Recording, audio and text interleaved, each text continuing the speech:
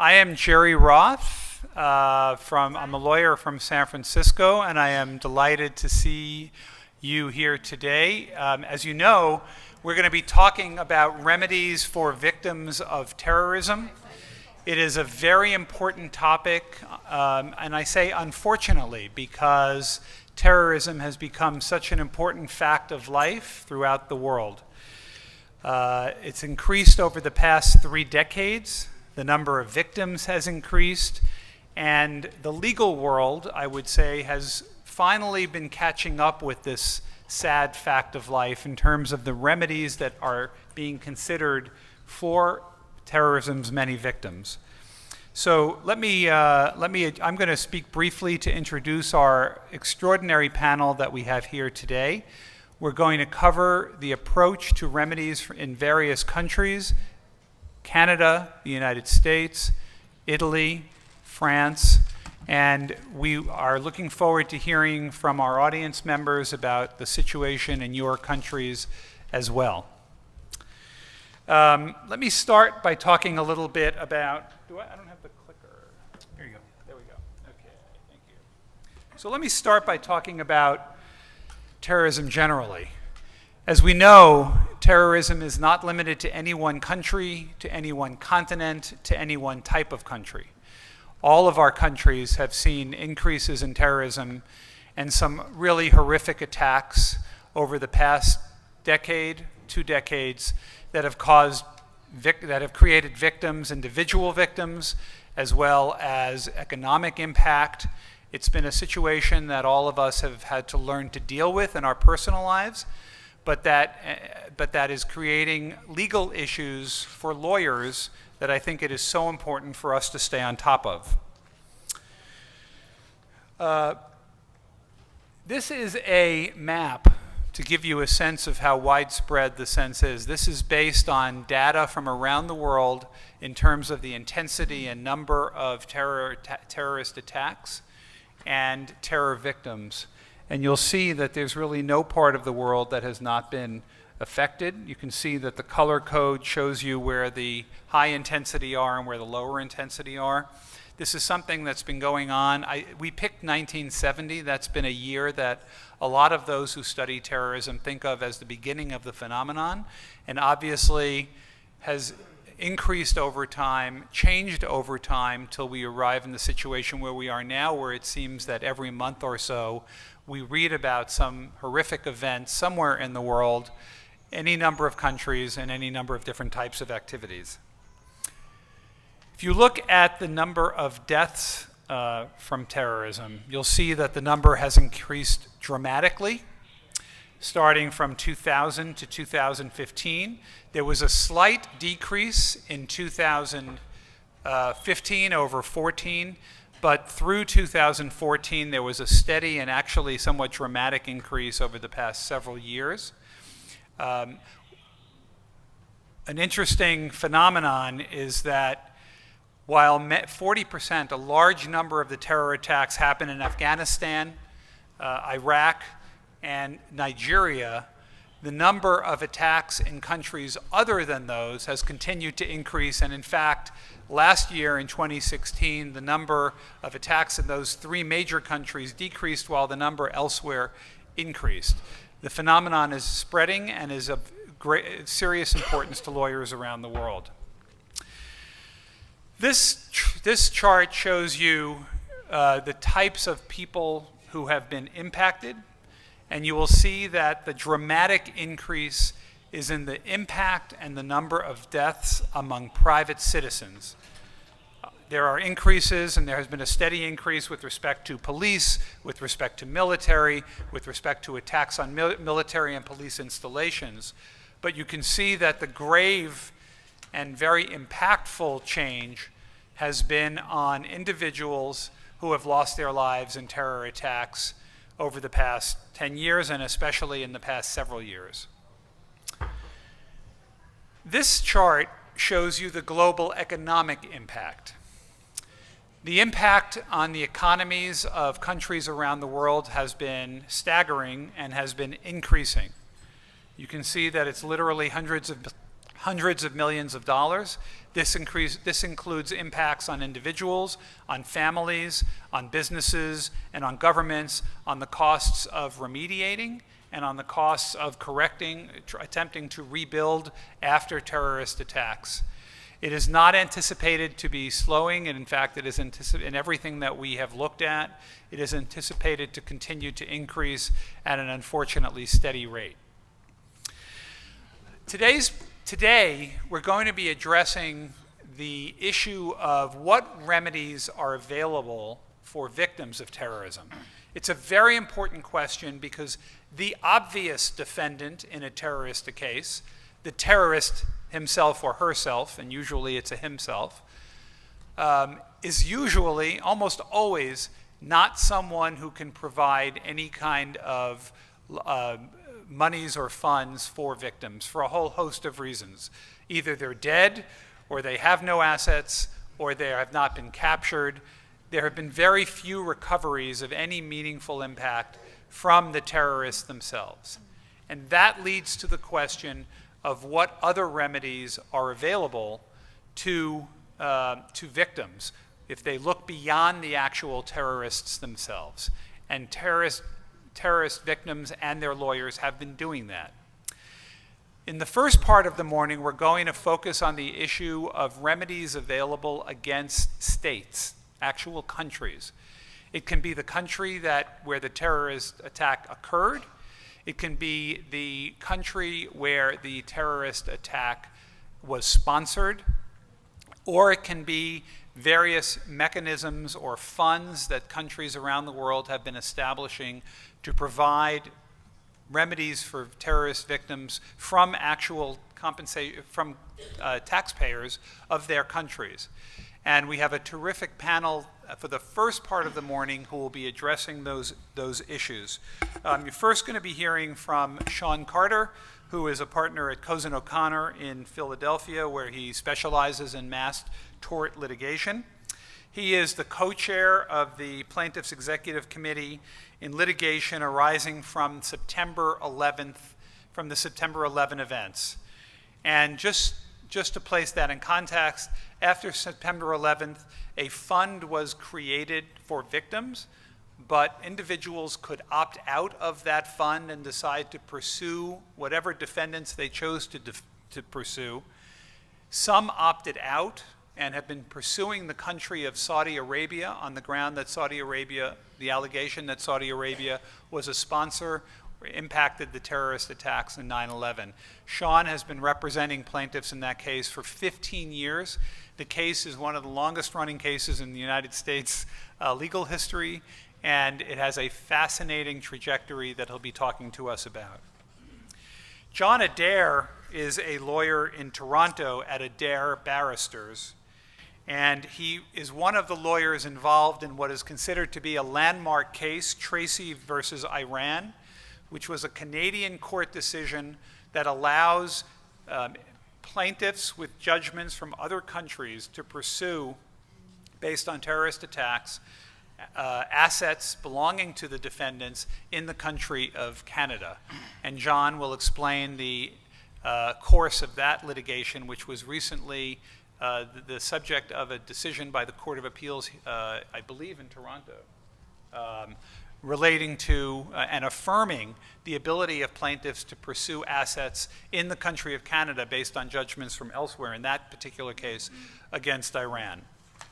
And then we will hear from Martina Barcaroli de Varenne, who is of counsel at a firm in Rome and Paris, Macchi di Cellere Gangemi, where she also works in civil and corporate law.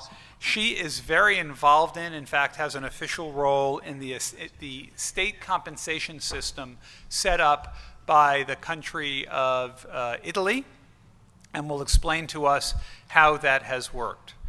Most of our speakers will be speaking in English. Some will be speaking in French. I know that you have your earphones, so if there's any issues with the translation or any other logistical problems, please let me know. This afternoon, after the break, the coffee break, we will turn to the subject of remedies against non-state actors. other types of third parties, such as banks, social media, and we will have the rest of our panel, whom I'll introduce at that point. So without further ado, I'd like to introduce Sean Carter, who will be talking about his representation for 15 years of plaintiffs who have been bringing an action against Saudi Arabia based on the 9/11 attacks. Thank you. Thanks, Jerry. You can stay there or you can go up here, whichever you like. Thanks, Jerry, for that introduction, and thanks everyone for being here this morning. As Jerry mentioned, I'm going to be speaking a little bit today about my experience in representing family members and survivors of the 9/11 attacks, as well as commercial interests that incurred about $10 billion in losses as a result of the attacks in litigation against organizations, individuals, and states that are alleged to have provided some form of material support or resources to al-Qaeda in the years leading up to the September 11th attacks. And my discussion today is going to focus on claims that were brought on behalf of the families and victims against the government of Saudi Arabia. Just to touch upon an issue Jerry mentioned at the outset, the U.S. did create a victims' compensation fund in the aftermath of the September 11th attacks. If you participated in that fund, you surrendered your right to sue any parties who were alleged to have been negligent in relation to the attacks. So for instance, if you participated in the fund, you surrendered your right to sue airlines for alleged security breaches that allowed the attacks to occur. However, the U.S. Congress preserved the right of any individuals who participated in the fund to sue parties who were alleged to have wittingly conspired with or aided and abetted the terrorists who carried out the attacks. And so that preserved the right of virtually all of the family members to bring claims against parties who were claimed to have supported the al-Qaeda organization. The suit that I'm involved in and serving as a co-chair of the executive committee includes claims on behalf of virtually all of the family members of the nearly 3,000 people who were killed, thousands of survivors of the attacks who were injured on that day, as I mentioned, commercial interests that incurred billions of dollars in losses, as well as thousands of individuals who were exposed to conditions at ground zero after the attacks and have since contracted some very serious diseases, including various forms of cancer. Before talking a little bit about the legal framework under U.S. law for bringing claims against the government of Saudi Arabia, I thought it would be helpful just to touch upon why it came to be that we recommended to our clients that they sue the Saudi government for their injuries on 9/11. We came to this endeavor without any preconceived notions about how al-Qaeda had carried out the attacks or who had potentially assisted it.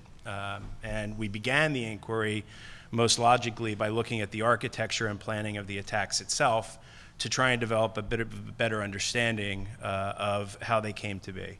And when we looked at the attacks, what we saw and understood was that it was a sophisticated operation, many years in planning. It had been coordinated, developed, and refined from training camps and safe houses in Afghanistan.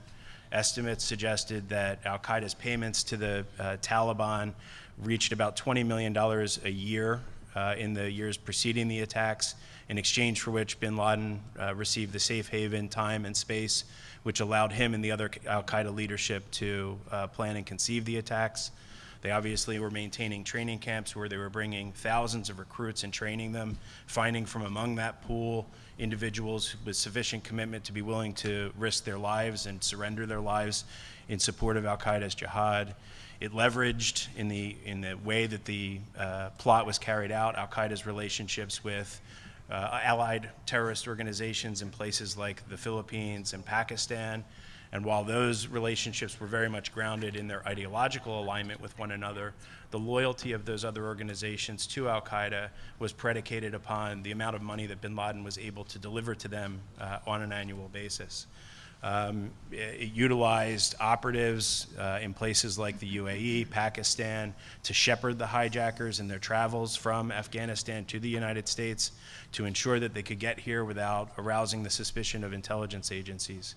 So in a word, this was an incredibly sophisticated operation that depended upon a massive global infrastructure, and that obviously required money.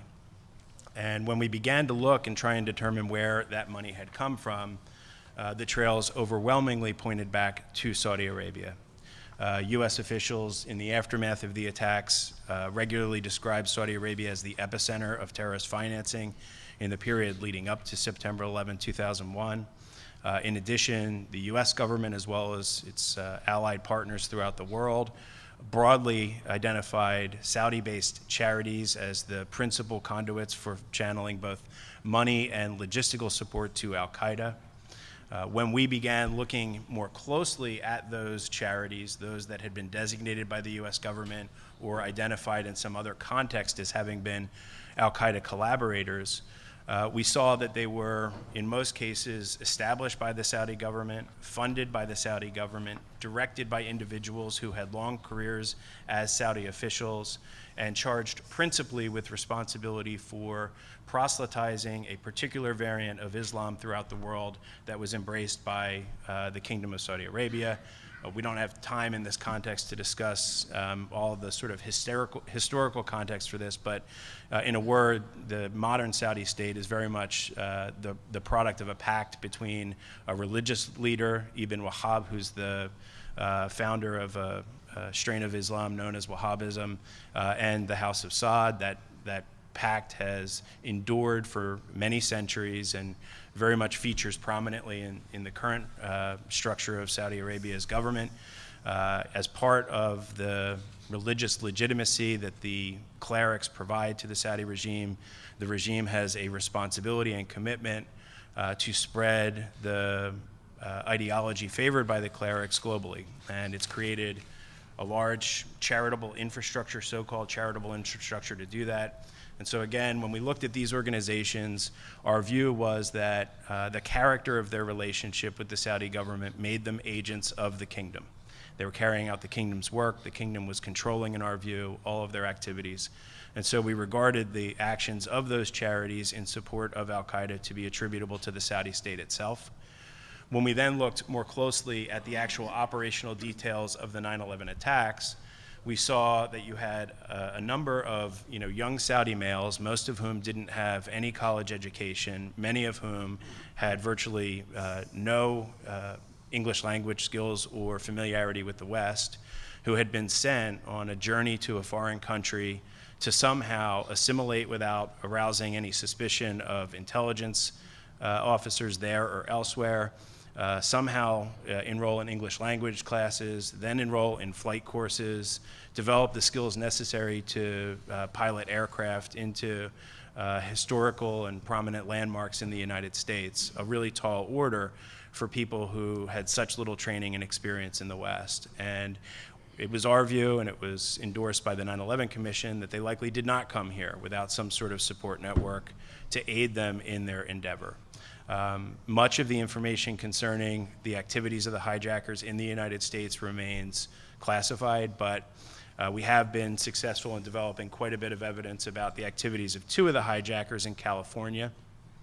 And what we learned from that is that there was substantial evidence that they had received assistance from two Saudi government employees, at least two Saudi government employees in the California area, one of whom was a cleric serving in the Islamic Affairs Office of the consulate in Los Angeles, and the other an individual who had been described by various individuals who encountered him on a regular basis as some sort of spy or intelligence agent for the Saudi government.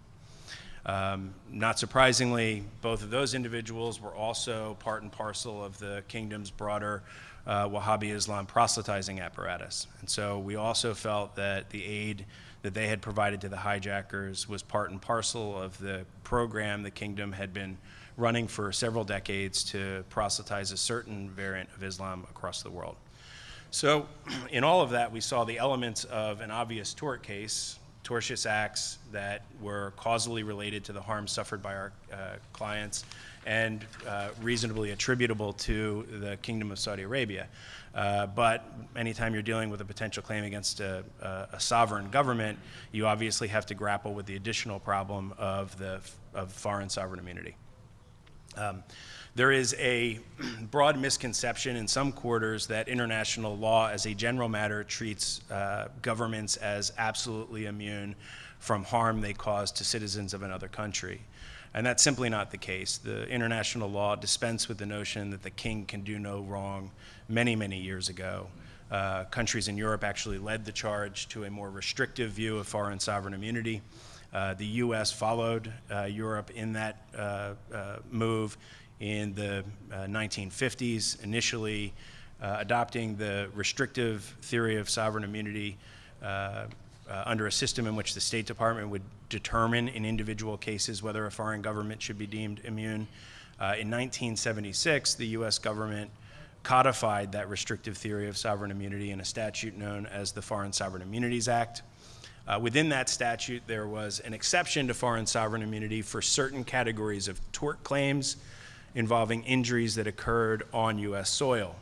That was consistent with the practice of most of the countries that have addressed the issue. Virtually every country that has developed a system for dealing with sovereign immunity determinations recognizes an exception to sovereign immunity for certain tort claims.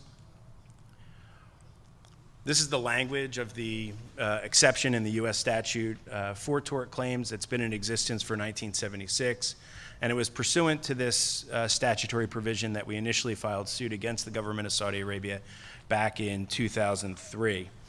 As you can see, it, by its plain language, simply requires an injury occurring on U.S. soil that's caused by a tortious act of a foreign state or one of its agents or employees acting within their official capacity. It has some additional limitations. The proceedings under this exception proved intensely difficult. Over the course of 15 years of litigation, we went to the Second Circuit Court of Appeals in New York 3 times, to the Supreme Court twice on petitions for a writ of certiorari, and at the end of the day, we were sitting on yet another appeal in September of 2016, still having never received a conclusive determination as to whether or not this particular provision allowed claims to go forward. The biggest challenge under it was a judicial view that even though the exception itself required only that the injury occur on U.S. soil, the courts had concluded that both the tortious act of the foreign state and the resulting injury must occur in the United States in order for the claim to go forward. Because most of Saudi Arabia's conduct had occurred outside of the United States, the courts had generally concluded that the claims could not go forward. Fortunately, Congress was paying attention, and beginning in or around 2009, began evaluating potential changes to the Foreign Sovereign Immunities Act that would authorize these claims to potentially go forward via amendments to the statute. After 7 years of debate and refinement that resulted in the enactment over President Obama's veto of a law called the Justice Against Sponsors of Terrorism Act, more commonly referred to as JASTA.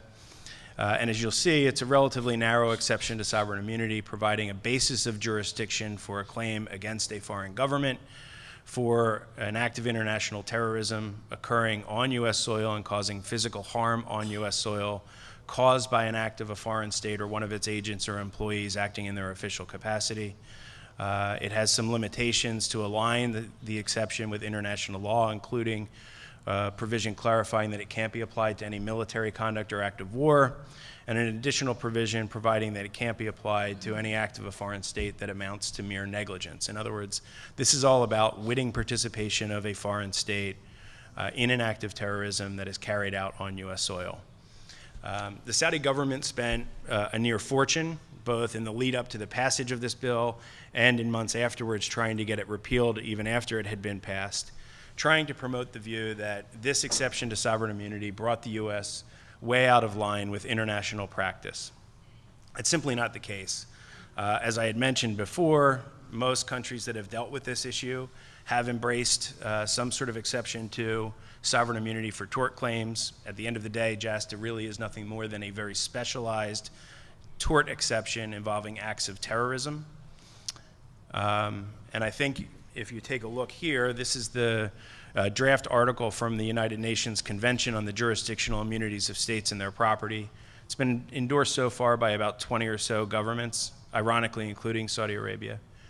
And as you'll see in this provision, which I think clarifies what international practice truly is, you have an exception for tort claims involving injuries occurring in a state and caused by the tortious act of another state.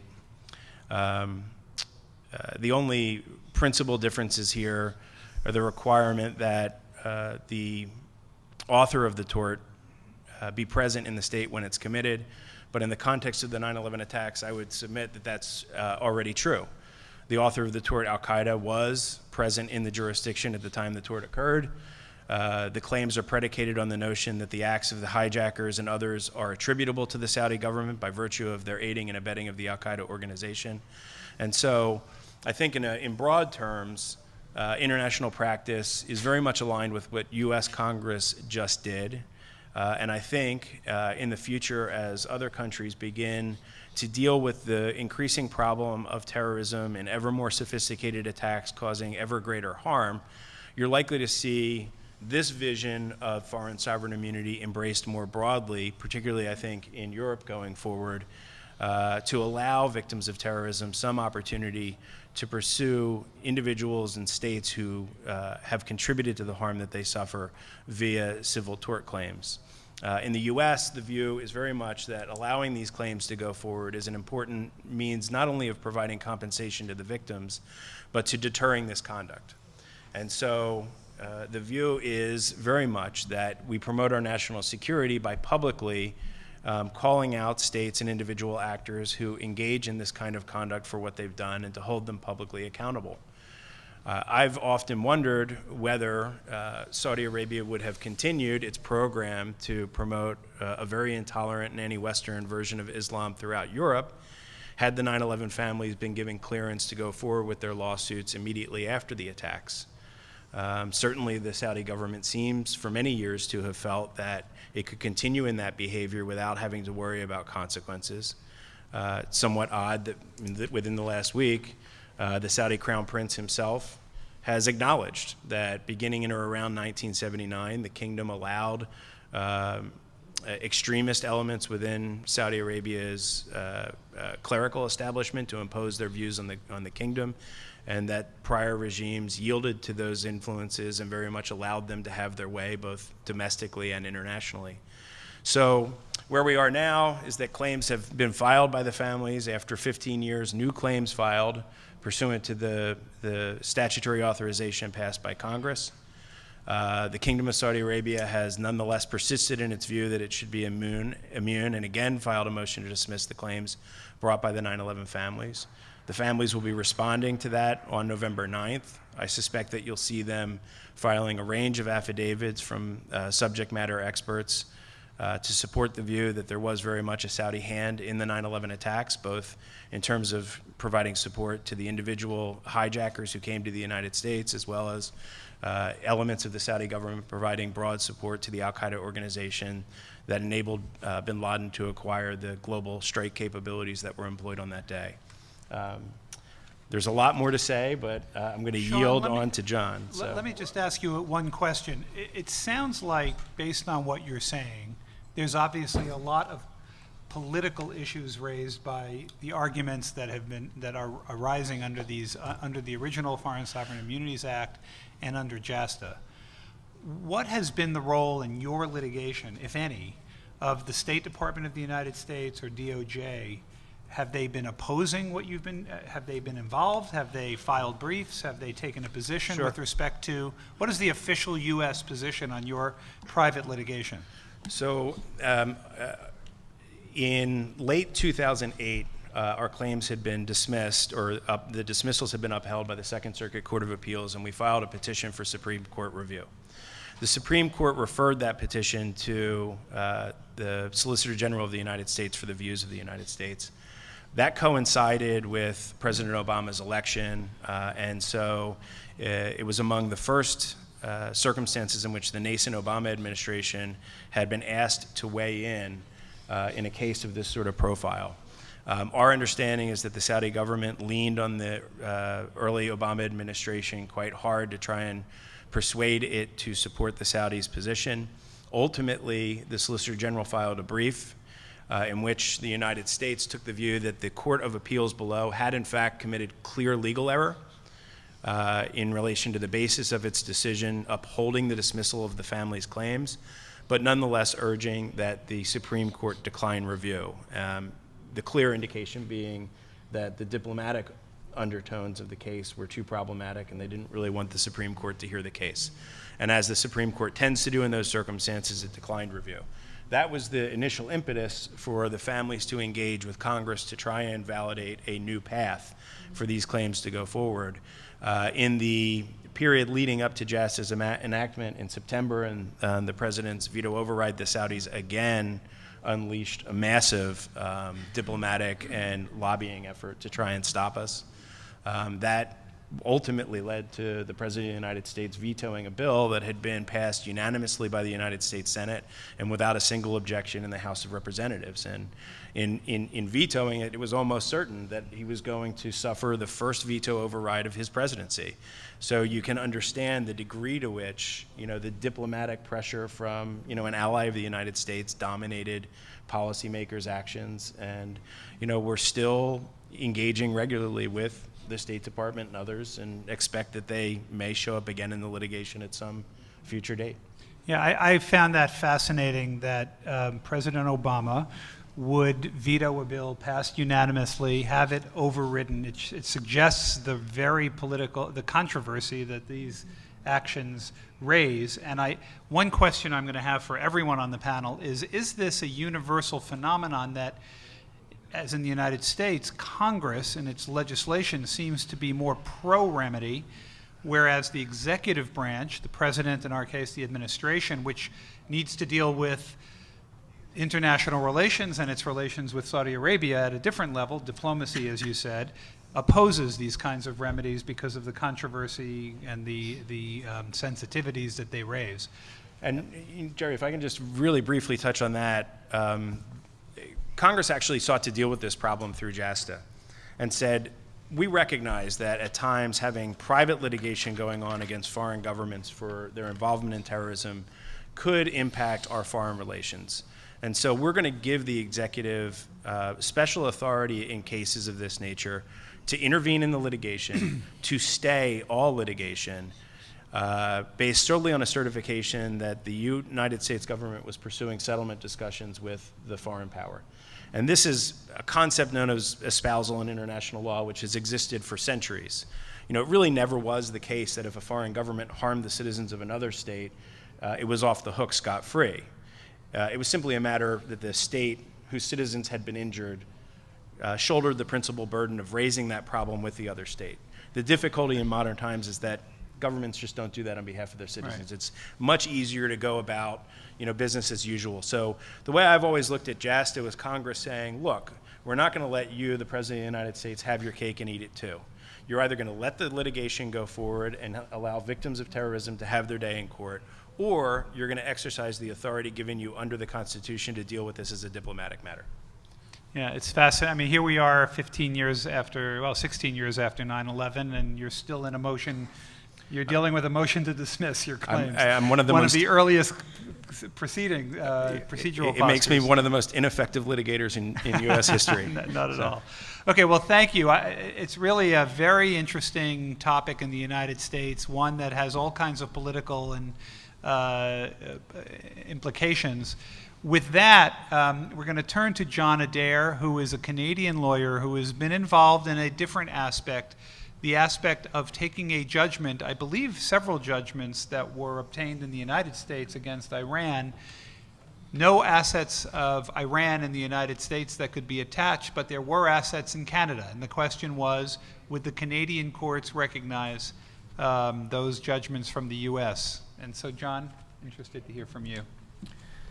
Thank you, Jerry, and to everyone who's here. As a native of Toronto, bienvenue au Toronto. Welcome to Toronto. It's a pleasure to host such an esteemed group.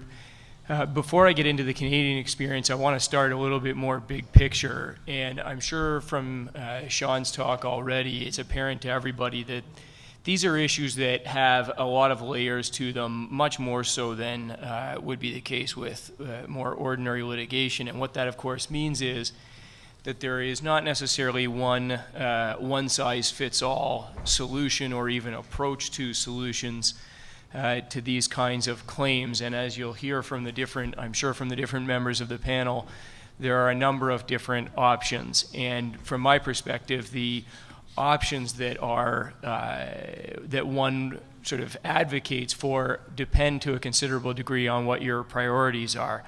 In terms of the different layers we've seen already, there's a very significant political element, as Jerry's question alluded to and Sean's answer helped illuminate a little bit.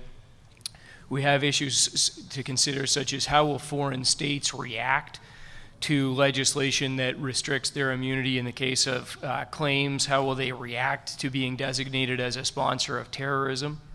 We have issues we have to consider internally, such as how do we define what is an act of terrorism? Where do we draw the line between, for example, between terrorism and war? While I don't personally believe this to be the case, I suspect that there are those around the world who would argue that acts that we would normally label as terrorism undertaken by ISIS are in fact acts of war, and therefore should be treated as such in terms of the legal effects or conclusions that should be drawn. And so once you start to delve into those issues, what you realize is that we're dealing with states' responses to what is a very complex geopolitical problem. And then there are other layers internally. So in Canada, for example, there are constitutional issues that I'll talk about that affect how we respond to these claims. There are also issues of third-party liability, as you'll hear later on this morning. What do we do with banks, airlines, et cetera, that become wrapped up in these claims, whether wittingly or unwittingly they become participants? And there are also other issues in terms of managing litigation among groups of plaintiffs who've been victims of terrorism that don't arise in more run-of-the-mill litigation. So the bottom line is that these are very complex problems without any easy solutions.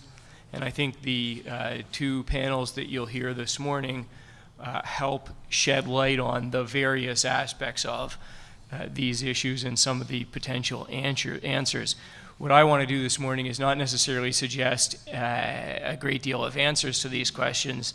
That's something that's more complex than we have time for, but to at least touch on some of the questions that I think we have to ask if we want to get to an understanding of what answers we think are the right ones. And I think the first question that one has to ask oneself in looking at the various types of responses that are available and deciding which ones are appropriate is whether the priority is to achieve compensation for the victims or to deter further acts of terrorism in the future. I think that that's the starting point. Sean already alluded to that to some degree in the talk that he gave. And I'm going to talk to you about this morning about lawsuits and their role in providing deterrence. And I'm going to suggest to you at the end, at least from my perspective, that deterrence should be the primary goal. And to some degree, they are mutually exclusive. Certainly not completely mutually exclusive, but to a considerable degree. So let me talk to you a little bit about the Canadian landscape and hopefully use that as a starting point for touching on some of those bigger issues that I just referred to. So Canada has largely followed the United States' lead. They are, as far as I know, Canada and the United States are the only two countries that have legislation specifically lifting state immunity for terrorism claims. The U.S. did it many years ago. In Canada, we followed suit in 2012, and that was done in two ways. First, there was the introduction of what's known as the Justice for Victims of Terrorism Act, or the JVTA as we call it. The JVTA creates a statutory cause of action against foreign states for support of terrorism.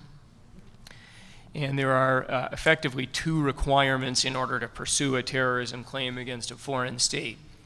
The first is that the foreign state has to be on a list that, of countries that we have designated as state sponsors of terrorism. Right now, that list is only two countries, which are Iran and Syria. There is a provision in the legislation for that list to change, and there's also a provision for countries to petition for the removal from the list. The other criteria is that the country has to have committed or facilitated or conspired to commit conduct that is criminalized under a particular part of our criminal code that deals with acts of terrorism. The notable features of our Justice for Victims of Terrorism Act are first that it is quite clearly focused on deterring as a goal, deterring acts of terrorism rather than specifically facilitating compensation, although it does refer to both. So the stated purpose of the act in the preamble to the legislation is to deter terrorism by establishing a cause of action that allows victims of terrorism to sue the perpetrators and their supporters. And I suspect both, it was both a goal and also a matter of political expediency. This was legislation passed by our federal government, which has the ability to deal with matters of foreign relations and also national security. It does not have the jurisdictional authority over civil rights. That's a matter for the provinces. So I think in order for the legislation to pass constitutional muster, there had to be a focus on deterring terrorism rather than specifically providing compensation, although I think it was simply the government's priority in any event to focus on deterring terrorism. Another notable feature of our legislation is that it is very thin. It's about 5 sections long. You could print it on 2 pieces of paper. And what that does, of course, is it leaves it up to the courts to do a considerable amount of interpreting the legislation and gives the courts considerable flexibility in applying the legislation to future claims that have not necessarily been anticipated. And the last feature I just wanted to briefly draw to your attention is that there's a section in so I'll move on from the JVTA to the amendments to the State Immunity Act, all of which were done together. There's a section in the State Immunity Act now that was introduced concurrently that allows the Canadian government to provide assistance to plaintiffs who have terrorism claims, to provide assistance in identifying assets of the foreign state located within Canada, which, if you think about it, is a fairly significant step in terms of the state-to-state relations for the government not only to say we're going to allow these claims to go forward, but also to say we will in fact use the apparatus of the state to assist you in identifying assets that may be held by the state sponsor of terrorism here in Canada. So that is the legislation that we have passed. I was very interested to hear Sean talk. Our legislation tracked, I guess, in principle and in concept, the U.S. legislation. The actual language and structure is very different, but it tracked in principle and concept the U.S. legislation. I was very interested to hear Sean express the view that the U.S. legislation is consistent with international law and hasn't done much different from international law. I haven't studied the U.S. legislation enough, specifically JASTA, that he's talking about enough to take a position on that, but as I say, the Canadian legislation does track the U.S. legislation, and certainly, at least in my view, the Canadian legislation is a very clear and obvious breach of international law, I think, because international law does not provide an exception to state immunity for terrorism claims. And I hadn't, to be frank, actually considered Sean's perspective that the existing exception for personal injury, the terrorism claims are just a specific subset of that exception. So I say this having not considered what I think is a very interesting position expressed by Sean, but our legislation, certainly our courts have treated it as a clear and obvious violation of international law. And the law in Canada is that Parliament, our federal government, is perfectly entitled to violate international law, as long as it does so clearly and intentionally. So lawyers who I know who practice in the area of international law really take umbrage with and disagree with this kind of legislation, I think largely because it is a violation of international law. In terms of the experience in Canada so far applying the legislation, there are 5 different claims that exist under this Justice for Victims of Terrorism Act and taking advantage of the amendments to the State Immunity Act. So let me tell you a little bit about those now for a moment. Of the 5 claims, 4 are efforts to enforce U.S. judgments. But our legislation also allows direct claims by Canadian victims. And so one of those claims has been brought by a Canadian victim, although that claim is effectively standing down. The plaintiff in that claim is standing down because there is an agreement among the plaintiffs in all 5 of those claims as to how to proceed in the litigation and how to share any recovery. And I highlight that only to give a further example of some of the challenges you can face when litigating these claims, because there are almost inevitably going to be judgments, the value of which far exceeds the available assets. And so it behooves the plaintiffs to try to work together, which is a little different from, and I was about to say it's different from ordinary creditors of a judgment debtor, but that's not quite right, because the judgment debtor may itself have insufficient assets. Where these claims are a little different is you're dealing with a group of people who've all experienced and been victimized by terrorist attacks, and that creates a certain kinship may not be the right word, but a certain shared experience that certainly wouldn't exist when you're just dealing with regular commercial litigation where various creditors are after a judgment debtor. So let me talk to you just for a moment about why I think lawsuits are important, and use the Canadian experience to highlight that, why I think lawsuits are an important tool in terms of going after state sponsors of terrorism. And to do that, I've got to tell you, I've got to give you 3 minutes on the story of Marla Bennett, who's the first client I obtained. Her estate is the first client I obtained that allowed us to commence what was at the time the first action under the new legislation in Canada. So Marla Bennett was a resident of California, a young woman who graduated from UC Berkeley in 2001, and decided that she would spend a year studying abroad at the Hebrew University of Jerusalem. So her parents, Michael and Linda, packed her off and sent her to do graduate work at the Hebrew University of Jerusalem in 2001 and 2002. And in the summer of 2002, she was writing her final exams and then preparing to return back to her parents in California. And unbeknownst, of course, to Marla and to other members of that community, of the Hebrew University of Jerusalem community, there was a Hamas cell in Jerusalem that was planning an attack at the university, leveraging the fact that one of their members worked as a custodian at the university. His name was Uda.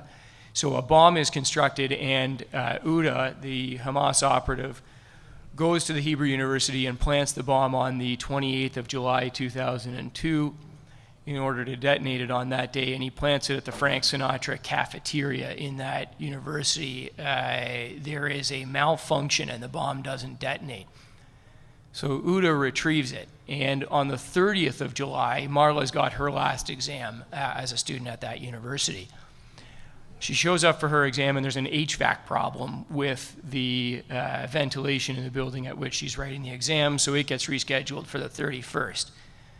The 31st happens to be the day that Uda returns and plants the bomb again at the Frank Sinatra cafeteria. Uda then goes to the office of an accountant within the university to do some maintenance work in accordance with his role as a custodian. He paints her office, and she makes him a cup of tea. They share that together, talk about their families, and off he goes. Around lunchtime, Marla finishes her exam. She goes to the Frank Sinatra cafeteria to eat some lunch, as does the accountant whose office Uda has just finished painting.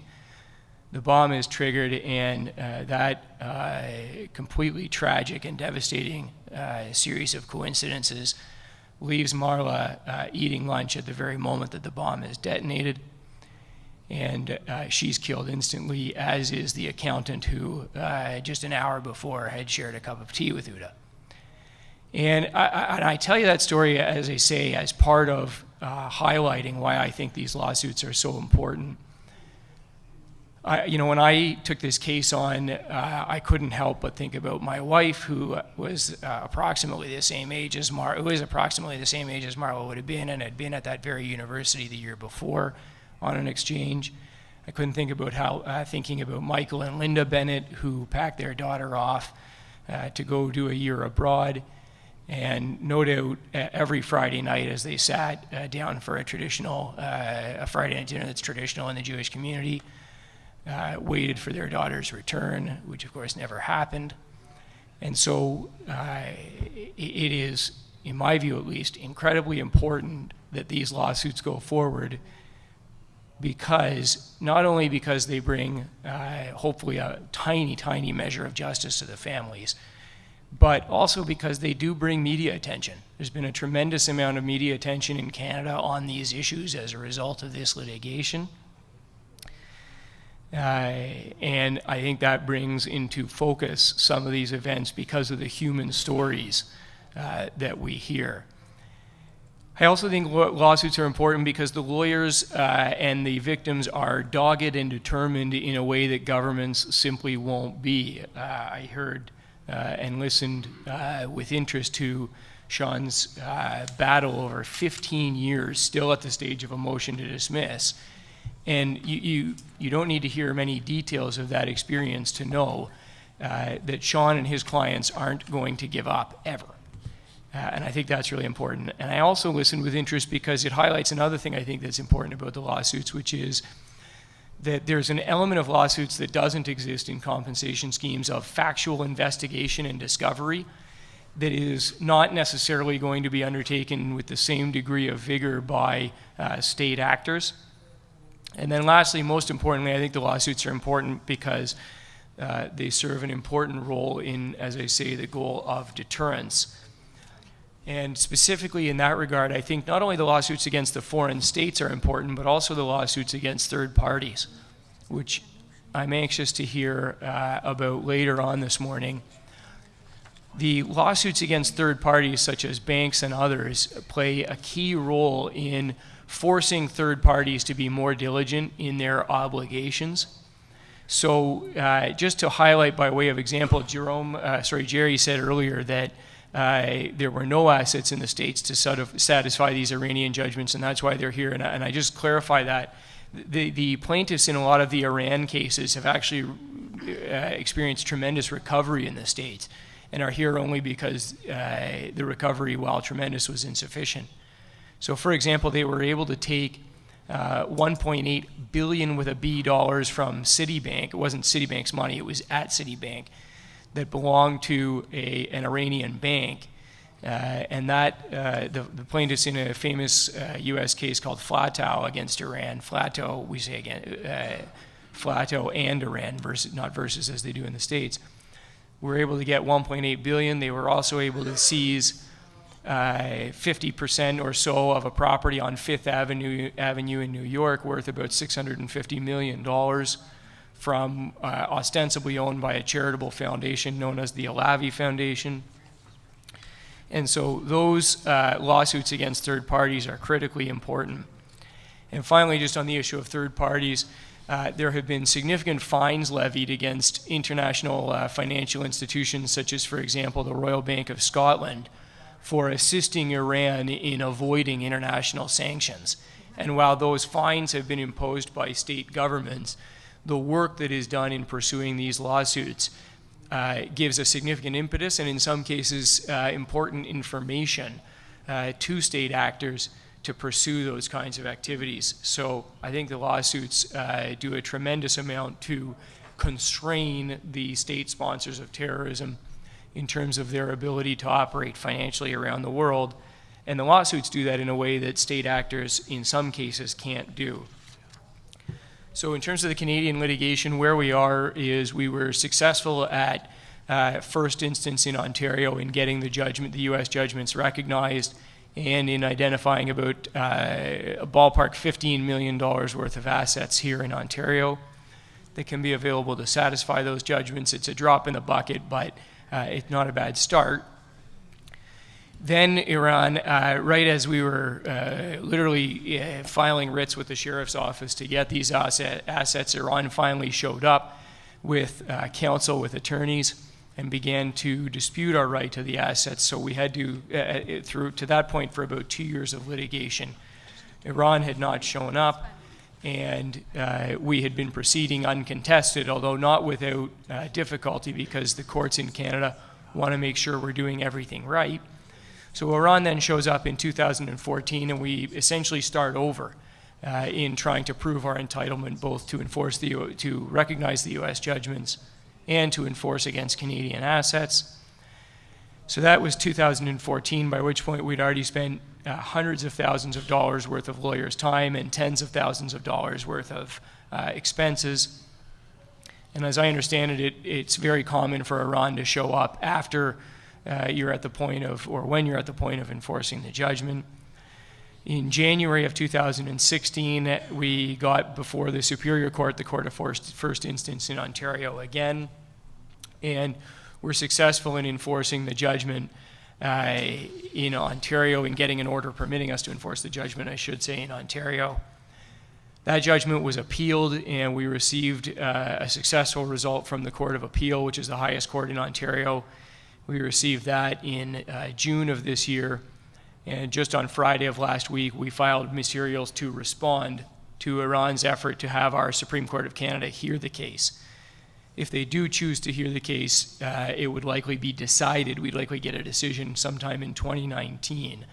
So it'll be sort of 7 years to get from start to finish, which I guess makes me twice as effective, or maybe half as ineffective as Sean.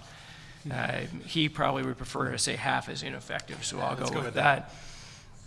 But it does, of course, highlight, I'm here to talk about why lawsuits are important, but those timelines do highlight one of the major difficulties, which is it's not easy to take 7 years and for the plaintiffs to continue to pursue and their lawyers to continue to pursue.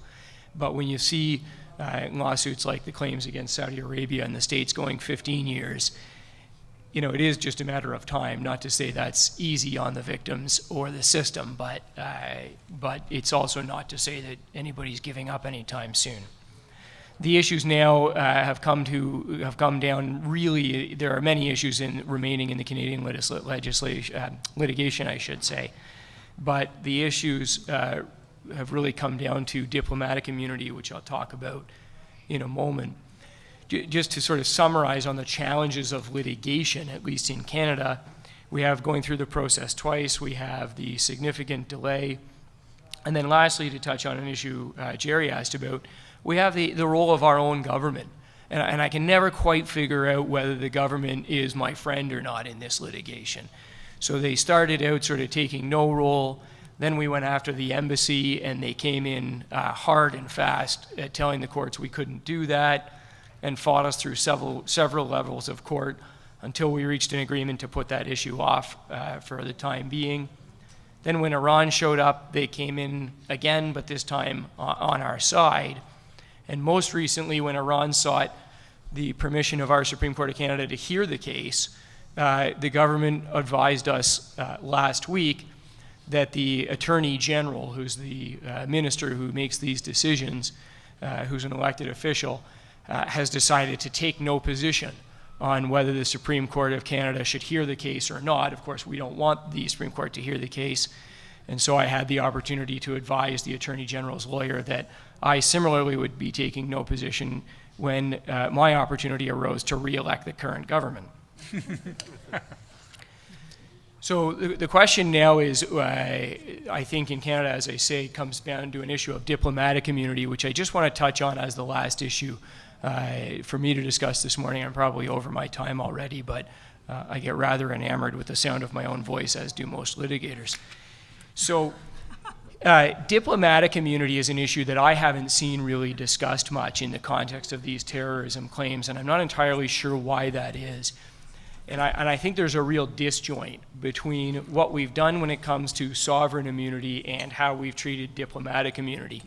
Diplomatic immunity is of course a subset of sovereign immunity, but as a creature of international law that stands on its own footing, separate and apart from sovereign immunity, it continues to exist despite the legislation that we have lifting sovereign immunity.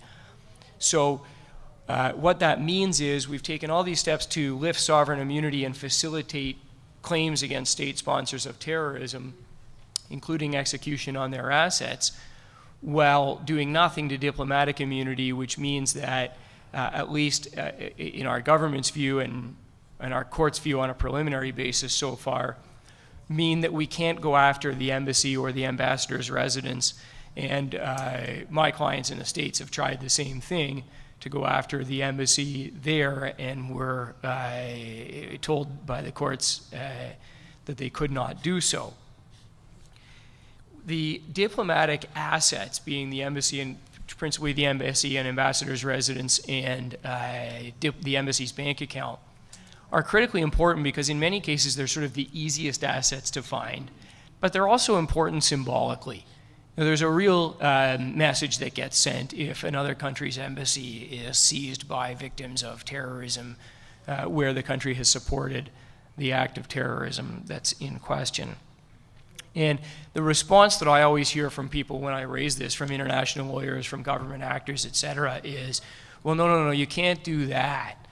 You can't have the embassy, it's diplomatic, there's diplomatic immunity, and if we were to mess around with or derogate from diplomatic immunity, who's to say that the foreign states involved would then not deny us or derogate from the diplomatic immunity and respect for our diplomatic personnel and property, which is fine as far as it goes. I certainly understand the logic of that. Where it breaks down for me is I don't understand, frankly, when you are talking about states you have designated as a state sponsor of terrorism, what it is about the recent history of our interaction with those states that makes us think that as long as we respect their diplomatic immunity, they will respect ours, that they will act rationally when it comes to our diplomatic personnel and diplomatic property.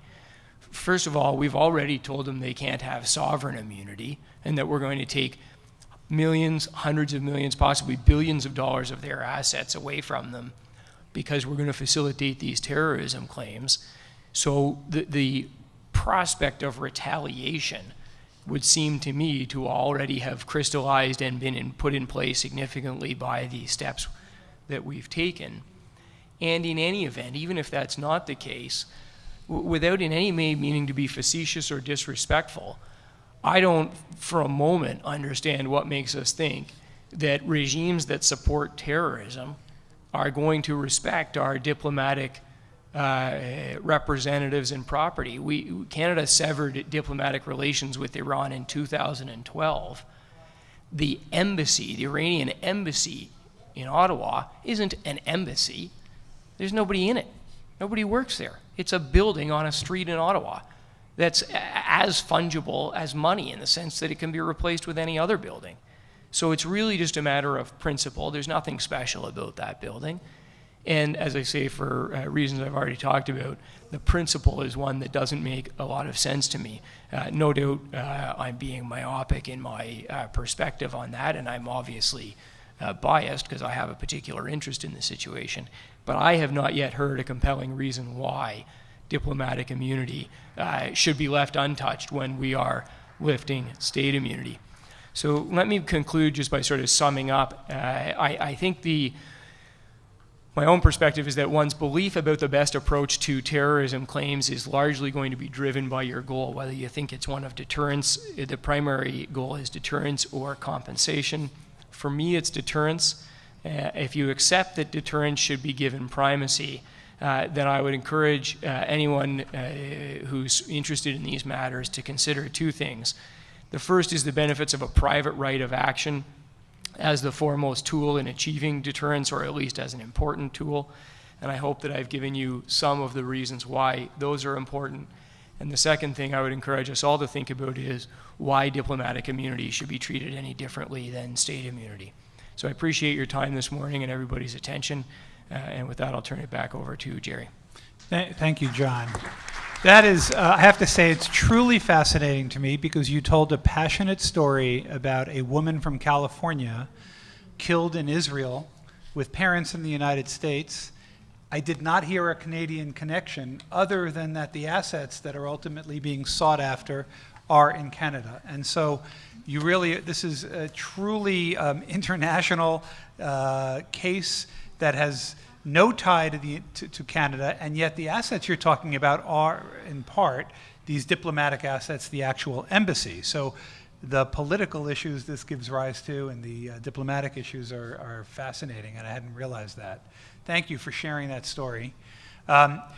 Very interesting. We've heard from the United States with respect to actually pursuing suits in the United States. We've heard from Canada based on judgments in the United States, or although there is this one direct claim.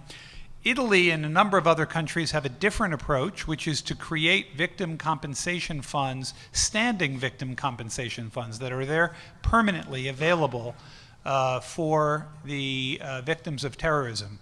The United States created such a fund on an ad hoc basis after 9/11, but as I understand it, Italy has one that is permanently there. And our next speaker, Martina Barcaroli de Varan, who works in Paris and Rome and has a role in the Italian compensation scheme, will explain that to us.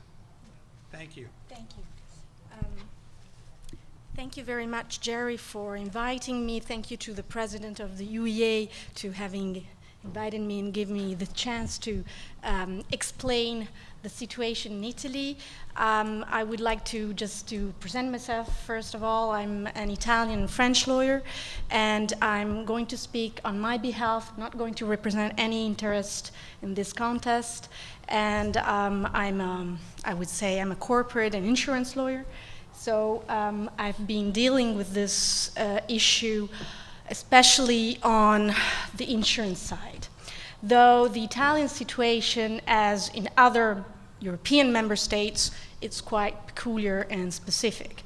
First of all, I would like to stress that I'm going to present a country which is very different from the scenario that you were just explaining, the US and Canada. So I'm going to give the point of view of an European country with actually a long-standing experience in this field, because unfortunately Italy has had experience in terrorism since the early 1970s with the Brigate Rosse and the political left-wing and right-wing political parties, activities, activism, and had experienced a number of very, very outstanding terroristic attacks, and attacks to the republic, state, to the constitution, to the basic principles of the constitution.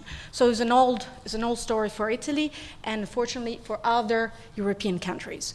I would say, I would like to start saying that the difference between our system and the American systems that were very well illustrated by my prestigious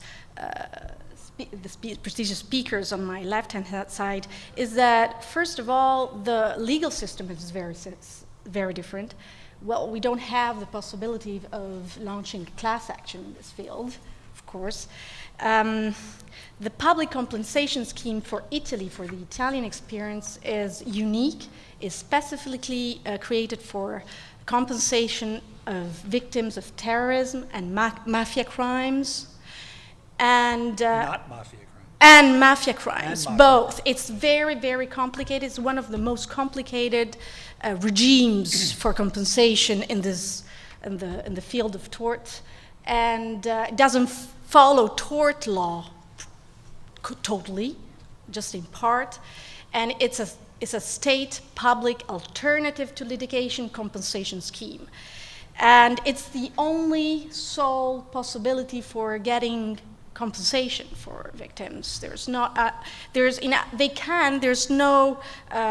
are not obliged to surrender tort litigation, okay, but is because of the issues that you were raising for a number of also access to justice issue, that we have a different approach, no class action, is really the only way for victims of terrorism to get some compensation.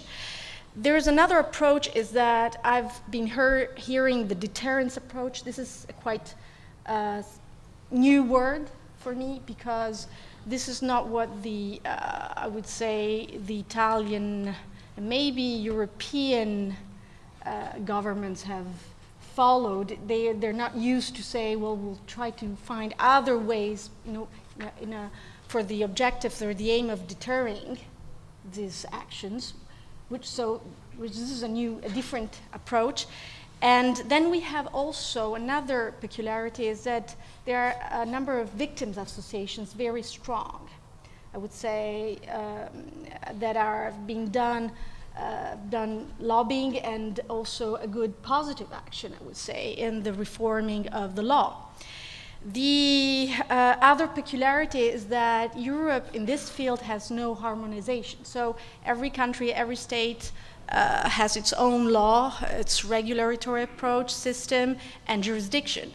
And at the European level, unfortunately, it's not coordinated. So there's a number of transnational factors that have been raised recently because of the terrorist attacks in private international law and for the effective compensation of victims that have been raised because of the international impact of this type of operations.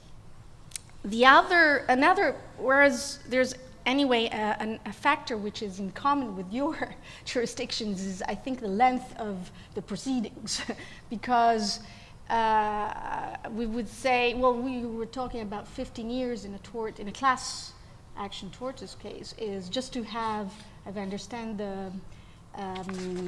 just to receive a motion to dismiss is quite symbolic, and I think something similar happened to Italy. I know about a case where, unfortunately, Italian victims of a terrorist attack happened somewhere in the African continent, couldn't get full compensation. Not saying I think just got a provision of compensation because they were waiting for the final judgment defining that the attack was terroristic. This is another peculiarity of the Italian system. But so this is the scenario where we're talking about. It's a European country, but it has a very particular scheme. The only intervention on the part of the European Union was in 2001 with a green paper dedicated to the compensation of victims. But in that context, it wasn't really specified the issue about terrorism. It was more a large analysis and guidelines on how victims in general should be compensated. And the Italian experience wasn't analyzed because on that time, the European Commission didn't want to cover the Italian experience because there was a sentence, because the Italian legislation is so specific to victims of terrorism and mafia crimes. So I would say it's a really very peculiar situation, the Italian one.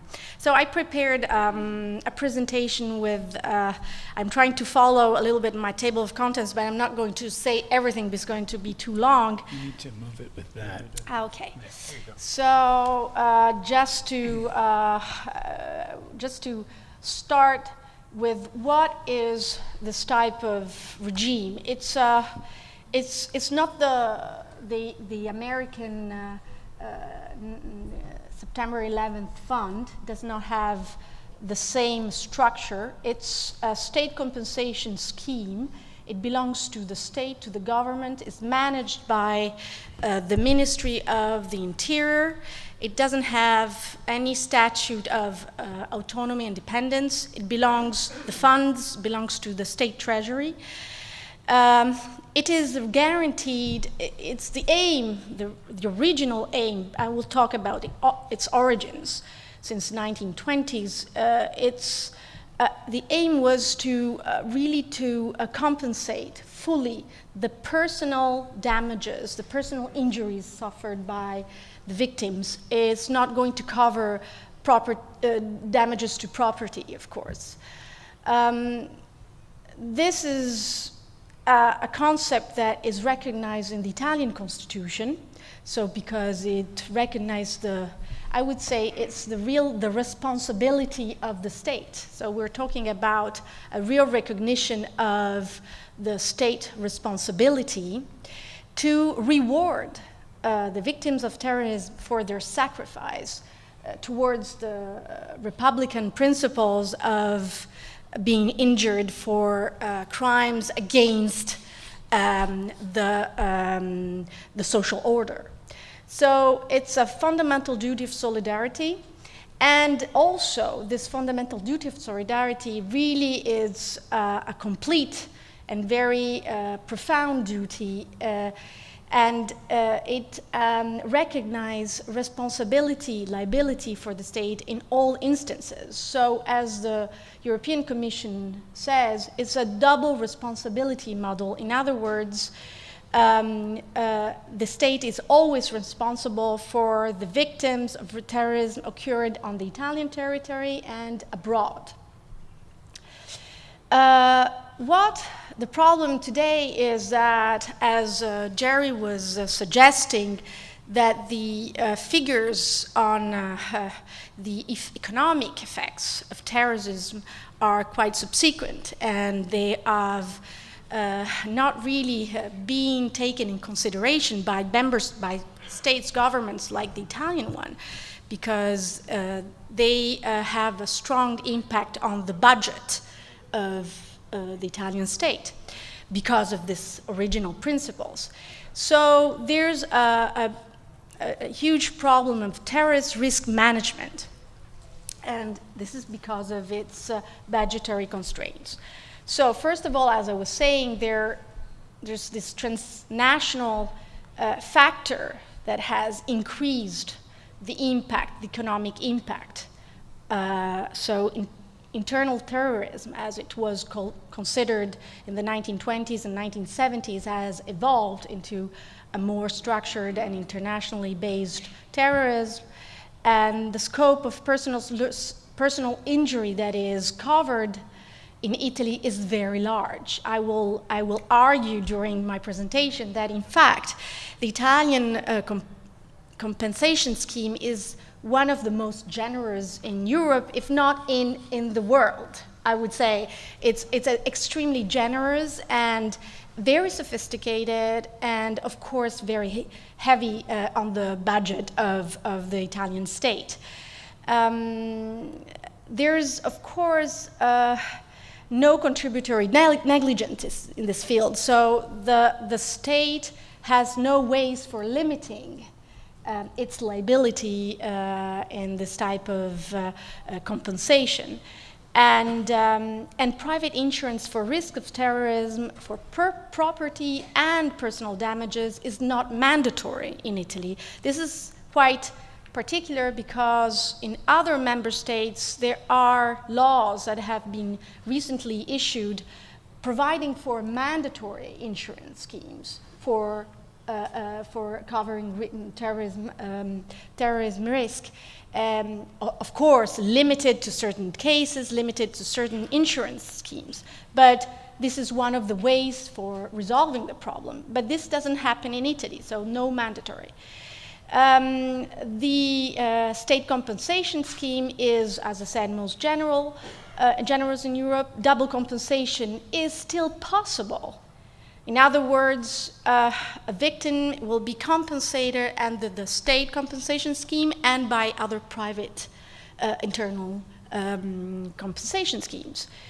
And then the idea of setting up a public-private, for example, pool of a system for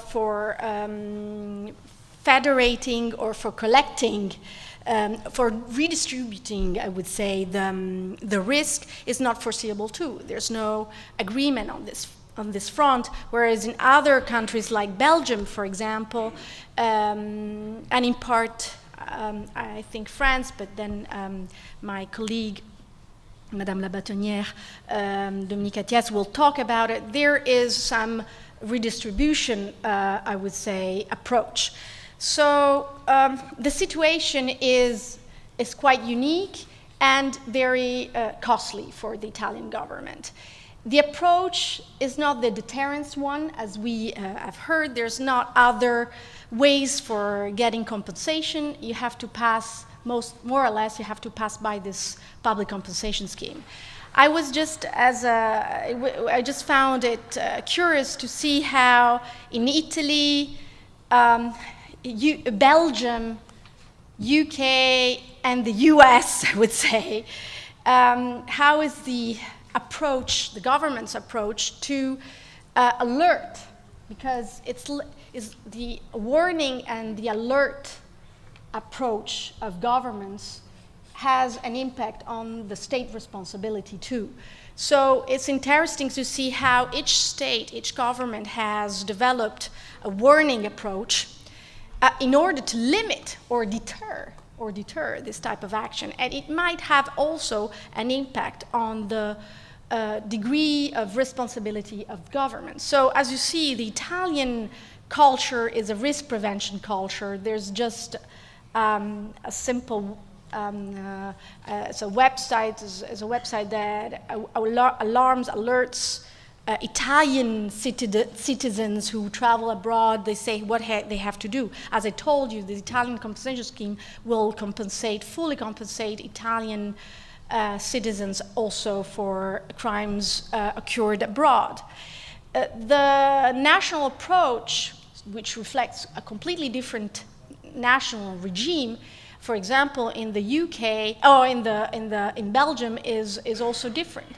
There you see that the warning has, it's very detailed and for sure perhaps more effective than the Italian one, and then I will explain perhaps why. This is the message that was posted in railway stations by the English Police Department, Run, Hide and Tell, which was also then taken by the French government, I think, in the same principle, Run, Hide and Tell. So this is the idea of saying what you have to do. And this is what I found, for example, it was a Texas government, and here you can really tell the difference with the regulatory approach: run, hide, and fight. So, as you see, each yes, this is Texas. So each government, each state has its own approach, which reflects the real regime on the. And reflects also the degree of responsibility of each state. So the roots of this compensation scheme, as I said, has older roots. It starts in 1920s with the will of the government to indemnify victims of mafia misconducts, especially for victims of vittime del dovere, so policemen, officials that have been killed or injured in the fulfillment of their duty. So from 1969 to 2003, as Jerry was saying, unfortunately, the Italian government in Italy has experienced a dramatic stage in the national life. So in 1978, the Brigadisti kidnapped Aldo Moro, the former Italian prime minister, and in 1980s, there was a major bombing of the train station in Bologna, killing 85 people and wounding at least 500. So a new specific national legislation was urged, and they adopted in 1980 a law, special benefits in favor of public officials and citizens victims of terrorism actions, and I would add also mafia crimes, because they go together, along together. And here, since it's the first time where a member state, European member states, really stated clearly the victims' rights. It was a pioneeristic provision, saying that, first of all, broadening the notion of terrorism. This was one of the first legislative acts in Europe where they tried to analyze the notion and broaden the notion of terrorism. So not only anymore subverting the Italian constitutional order, but of course also foreign states. They introduced one unique one-off special indemnity calculated on, at the time in the 1980s, on principles of equal justice. And then they extended the class of victims up to the, of course, secondary indirect victims, a very large definition. And then a number of new benefits were recognized to the victims.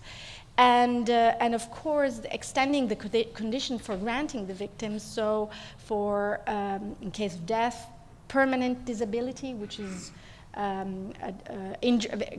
serious injury, and retroactivity, because this type of law, they apply for victims have been injured as of 1973.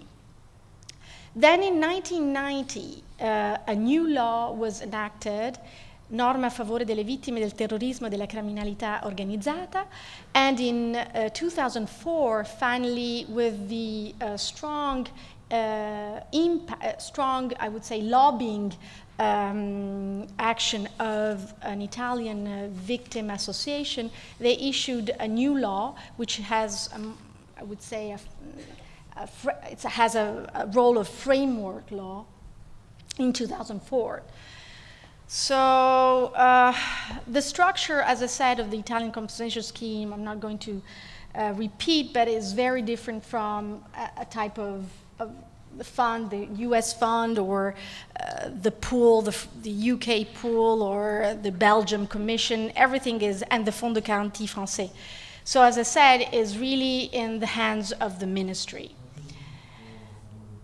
So can I just as a practical example, if an Italian citizen were killed in an attack in Rome, terrorist attack, that person's family has a legal right against the state then and there to get some amount based on personal injury damages.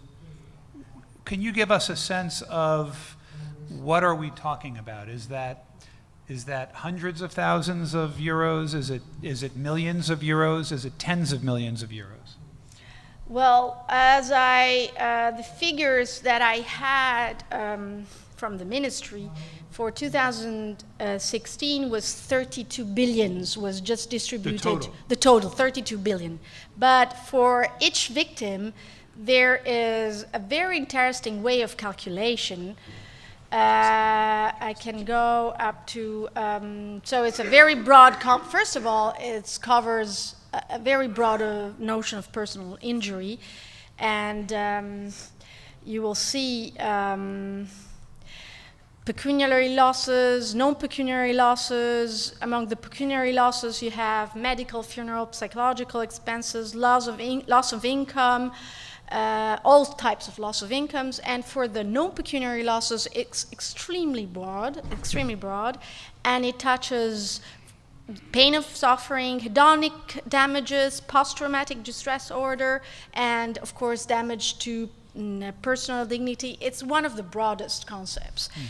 And also it covers the aggravation of the damage of the non-pecuniary damages. So it allows to recalculate and obtain a further integration.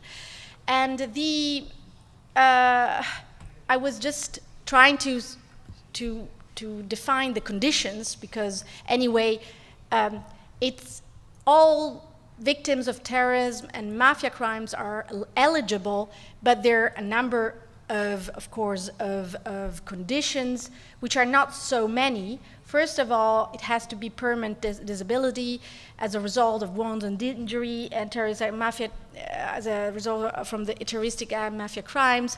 And permanent disability, in this case, it's a legal definition calculated on a base of a tariff-based model. And just to give you an example, it has to be it could be compared to the injured, the serious injuries that have to be suffered. For example, victim of terrorism in Belgium, the Belgium law demands that has demands to have a serious injury, but serious it means that it has to have a permanent séquelle, permanent effect on his mental, physical health.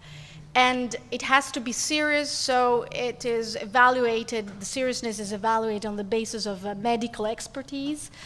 Anyway, this is permanent disability. And then there's, of course, no criminal intention. So the interesting thing that the Italian victim will be entitled to get two types of benefits. One, it's the first one, it's the major one, is this one of special indemnity plus a life check for forever, monthly life check, and a number of other benefits. So to tell you how is it calculated, this special one-off indemnity, it is, first of all, is 200,000 euros to the deceased victim or his family. Having so it's the deceased person or a person that has a total disability rate of 80% in terms of working capacity. So the disability rate is calculated on the basis of working capacity. Then this is the highest threshold. Otherwise, the victim will have, so if it's a victim having a total disability of less than 80%, he will have 2,000 euros for each point of disability in terms of working capacity.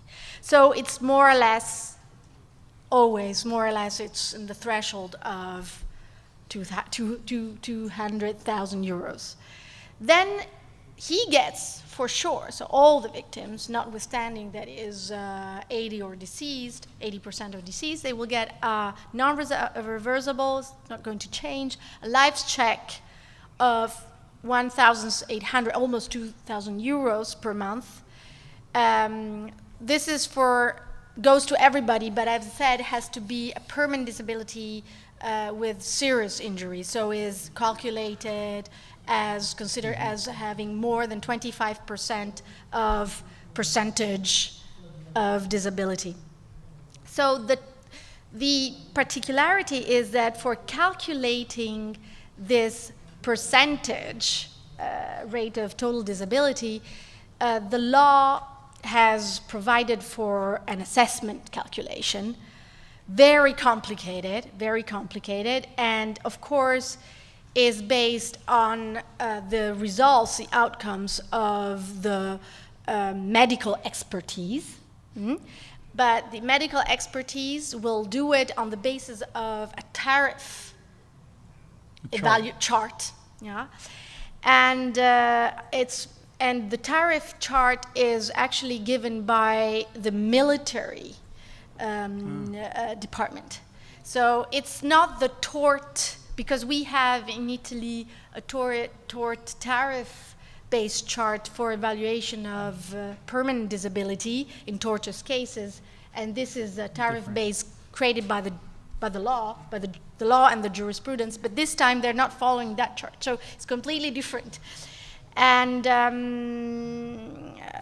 we need to wrap up the first part, but so what I hear is fascinating. What I hear is, in the Italian context, you have an immediate legal right to compensation based on a complicated, as you put it, set of calculations that is based on charts and analysis.